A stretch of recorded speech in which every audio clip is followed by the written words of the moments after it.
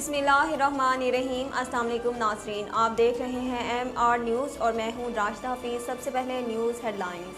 خیبر پختونخوا کے وزیر اعلیٰ محمود خان نے کارکردگی میں پنجاب اور سندھ کے وزرائے اعلیٰ کو پیچھے چھوڑ دیا۔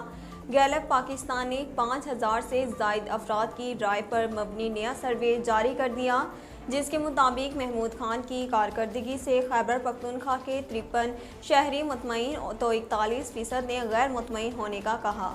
اس کے برعکس پنجاب کے وزیر اعلیٰ عثمان بزدار کی کارکردگی سے صوبے کے 55% شہری غیر مطمئن تو 41% مطمئن نظر آئے، جبکہ سندھ کے وزیر اعلیٰ مراد علی شاہ کے صوبے کے 54% شہری غیر مطمئن تو 41% نے مطمئن ہونے کا کہا۔ روس کی یوکرین پر دوسرے روز بھی بمباری جاری ہے، جبکہ پہلے روز ہونے والی لڑائی میں 137 ہلاکتیں رپورٹ ہوئی۔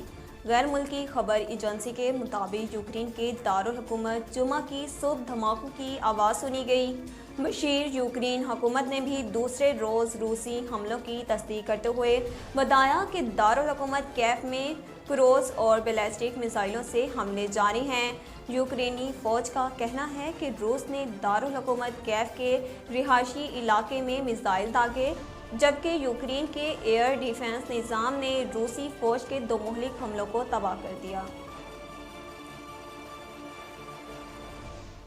روس کی جانب سے یوکرین پر حملے کے باعث پاکستانی سفارت خانہ دارالحکومت کیف سے ٹرنوپول شہر منتقل کر دیا گیا۔ یوکرین میں پاکستانی سفیر نویل کھوکھر کا کہنا ہے کہ پاکستانی سفارت خانہ ٹرنوپول میں آج سے مکمل فعال ہوگا۔ یوکرین سے نکلنے کے لیے تمام طلبہ فوری ٹرنوپول پہنچیں۔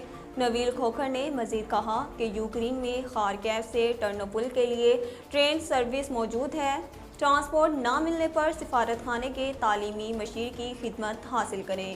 پاکستانی سفیر کا کہنا تھا کہ تعلیمی مشیر ٹرانسپورٹ نہ ملنے پر پاکستانی طلبہ کو ٹرنوپول پہنچائیں گے۔ کیف اور ٹرنوپول میں طلبہ کی مدد کے لیے 2 فوکل پرسن تعینات ہیں۔ مسلم لیگ نون کے رکن پنجاب اسمبلی بلال یاسین پر حملے کا سہولت کار پکڑا گیا۔ SPCIA عاصم افتخار کے مطابق گرفتار ملزم محسن مرکزی ملزم حسیب عرف وکی کا دست راست ہے۔ ملزم نے بلال یاسین پر حملے کے لیے شوٹرز کو اسلحہ اور موٹر سائیکل فراہم کی تھی۔ خیال رہے کہ ملزمان نے 31 دسمبر کی رات بلال یاسین کو فائرنگ کر کے شدید زخمی کر دیا تھا۔ ملزمان کے خلاف اقدام قتل اور دہشت گردی کے دفعات کے تحت مقدمہ درج کر لیا گیا۔ ناظرین، اب تک کے لیے اتنا ہی۔ مزید خبروں اور اپڈیٹ کے لیے دیکھتے رہیے MR نیوز۔